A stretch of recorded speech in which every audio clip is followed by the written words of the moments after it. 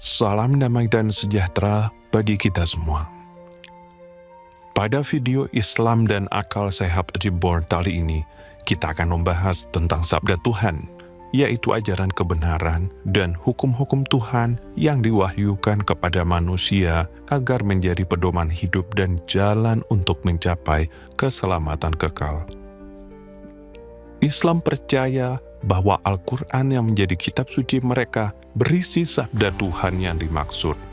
Sementara gereja Katolik percaya bahwa sabda Tuhan tertuang di dalam kitab suci, Perjanjian Lama dan Perjanjian Baru, dan tradisi suci. Islam percaya bahwa Al-Quran adalah penutup dari seluruh rangkaian wahyu Tuhan dan oleh karenanya berisi sabda Tuhan yang utuh dan sempurna. Sementara gereja Katolik percaya bahwa seluruh sabda Tuhan yang diwahyukan secara publik kepada manusia sudah ditutup dengan kematian Rasul Yohanes sebagai Rasul Tuhan yang terakhir. Artinya, seluruh sabda Tuhan yang perlu bagi keselamatan sudah diwahyukan seluruhnya kepada manusia dan tidak perlu ada wahyu baru lagi untuk menambahkan atau menyempurnakannya. Lalu, mana yang benar? Sabda Tuhan versi Islam atau versi Gereja Katolik? Mari kita uji keduanya secara objektif dan menggunakan akal sehat. Kita akan menguji klaim keduanya dengan menggunakan premis sederhana ini. Karena Tuhan ingin menyelamatkan manusia dan membawa manusia pada seluruh kebenaran, Ia pasti mewahyukan seluruh kebenarannya secara utuh dan tidak setengah-setengah. Dengan demikian, agama yang benar dan berasal dari Tuhan pasti memiliki seluruh kebenaran sabda Tuhan yang utuh. Mari kita uji manakah dari kedua agama, Islam dan Katolik, yang memiliki seluruh kebenaran sabda Tuhan. Kita akan mulai dengan Islam. Islam percaya bahwa seluruh sabda Tuhan telah diwahyukan kepada Muhammad. Itu bisa kita tafsirkan dari ayat-ayat ini. Pada hari ini telah aku sempurnakan agamamu untukmu, telah aku cukupkan nikmatku bagimu, dan telah aku ridhoi Islam sebagai agamamu. Quran Surat Al-Ma'idah ayat 3. Siapa yang mencari agama selain Islam sekali-kali agamanya tidak akan diterima darinya, dan di akhirat dia termasuk orang-orang yang rugi. Quran Surat Ali Imran ayat 85. Jadi, logikanya seluruh kebenaran Tuhan yang perlu bagi keselamatan manusia dalam Islam sudah dinyatakan seluruhnya dalam Al-Quran yang diterima Muhammad. Namun faktanya tidak ada satupun ulama yang mengajarkan Islam hanya dengan menggunakan Al-Quran tanpa dilengkapi hadis. Itu berarti wahyu Tuhan yang ada di dalam Al-Quran ternyata tidak cukup sempurna untuk mengajarkan seluruh kebenaran ajaran Islam. Ajaran Tuhan yang ada dalam Al-Quran ternyata masih perlu ditambah oleh hadis. Apakah hadis itu bagian dari wahyu Tuhan? Sama sekali tidak. Hadis adalah kumpulan perkataan dan perbuatan Muhammad yang baru ditulis sekitar 2 abad setelah kematian Muhammad. Tapi di dalamnya terdapat banyak petunjuk yang penting bagi umat Islam untuk mempraktekkan agamanya. Contohnya, kaum muslim tidak akan tahu bagaimana menjalankan ibadah-ibadah dalam Islam seperti sholat ataupun puasa tanpa merujuk pada hadis. Dari fakta ini dapat disimpulkan bahwa wahyu Tuhan yang dalam Islam hanya tercatat di Al-Quran ternyata tidak berisi kebenaran yang utuh, sehingga perlu dibantu oleh hadis yang bukan wahyu Tuhan. Dengan demikian, Islam tidak memenuhi persyaratan sebagai agama yang benar karena wahyu yang diterimanya di dalam Al-Quran bukanlah seluruh kebenaran yang sempurna. Mari kita bandingkan dengan Gereja Katolik. Dalam Gereja Katolik, seluruh kebenaran sabda Tuhan yang perlu bagi keselamatan dipercaya telah diwahyukan Tuhan tuntas melalui kitab suci dan tradisi suci.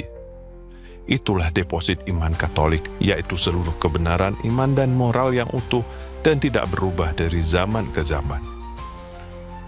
Kitab suci terdiri dari 2 bagian, yaitu Perjanjian Lama yang berisi wahyu Tuhan yang disampaikan melalui para nabi-nabi sebagai persiapan untuk menerima seluruh kebenaran. Sedangkan kitab Perjanjian Baru adalah kumpulan kitab Injil dan tulisan-tulisan para rasul yang berisi tentang kehidupan, pengajaran, dan karya penebusan Yesus Kristus yang menggenapi seluruh ajaran para nabi. Dalam Injilnya, Rasul Yohanes menulis, "Masih banyak hal-hal lain lagi yang diperbuat oleh Yesus, tetapi jikalau semuanya itu harus dituliskan satu persatu, maka agaknya dunia ini tidak dapat memuat semua kitab yang harus ditulis itu." Yohanes bab 21 ayat 25. Dengan demikian ada ajaran-ajaran Yesus yang tidak dituliskan dalam berbagai kitab, tapi disampaikan oleh para rasul secara lisan kepada murid-murid mereka. Ajaran lisan dari para rasul inilah yang disebut sebagai tradisi suci. Karena Yesus Kristus adalah sabda Tuhan yang berinkarnasi menjadi manusia, maka Yesus Kristus adalah keseluruhan sabda Tuhan itu sendiri. Dengan inkarnasinya ke dunia, Yesus Kristus telah menyatakan seluruh kebenaran Tuhan secara utuh kepada manusia melalui para rasulnya. Itu sebabnya Yesus berkata, "Akulah jalan dan kebenaran dan hidup. Tidak ada seorang pun yang datang kepada Bapa kalau tidak melalui Aku." Yohanes bab 14 ayat 6. Jadi, dalam gereja Katolik, seluruh kebenaran sabda Tuhan sudah dinyatakan dalam kitab suci dan tradisi suci. Dan tidak itu saja, untuk menjamin agar seluruh kebenaran yang diterima oleh para rasul akan diteruskan kepada semua manusia dengan sempurna dari waktu ke waktu, Yesus Kristus mengutus Roh Kudus untuk menyertai gereja dan mengajarkan segala sesuatu yang sudah diajarkannya. "Aku akan minta kepada Bapa, dan Ia akan memberikan kepadamu seorang penolong yang lain, supaya Ia menyertai kamu selama-lamanya, yaitu Roh kebenaran." Yohanes bab 14 ayat 16 hingga 17. Penghibur, yaitu Roh Kudus yang akan diutus oleh Bapa dalam namaku, Dialah yang akan mengajarkan segala sesuatu kepadamu dan akan mengingatkan kamu akan semua yang telah kukatakan kepadamu. Yohanes bab 14 ayat 26. Penyertaan Roh Kudus di dalam gereja Katolik menjamin bahwa deposit iman, yaitu seluruh ajaran Yesus Kristus yang diterima oleh para rasulnya, akan tetap utuh dan tidak berubah sedikit pun sepanjang sejarah gereja sampai selama-lamanya. Roh Kudus tidak menambahkan ajaran baru apapun. Roh Kudus hanya mengingatkan, memperjelas dan mengajarkan kembali apapun yang sudah dinyatakan oleh Yesus Kristus kepada para rasulnya. Dengan demikian, di dalam gereja Katolik, seluruh kebenaran sabda Tuhan sudah dinyatakan dan akan tetap terjaga utuh sampai akhir zaman.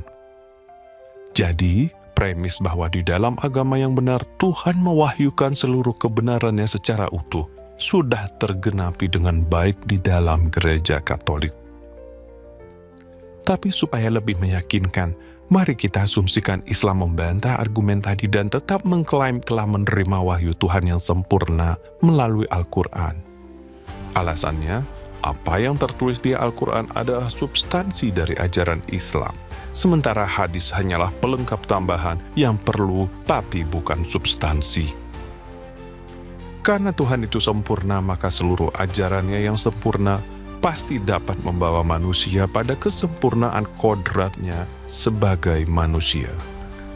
Dengan demikian, premis awal tadi dapat kita sempurnakan menjadi seperti ini. Agama yang benar pasti memiliki seluruh kebenaran Tuhan yang utuh dan dapat membawa manusia pada kesempurnaan. Mari kita uji, manakah di antara ajaran Islam atau gereja Katolik yang mengajarkan manusia untuk mencapai kesempurnaan kodratnya sebagai manusia. Dalam Al-Quran dikatakan bahwa Muhammad adalah teladan terbaik bagi manusia. Sungguh, pada diri Rasulullah benar-benar ada suri teladan yang baik bagimu, yaitu bagi orang yang mengharap rahmat Allah dan kedatangan hari kiamat serta yang banyak mengingat Allah.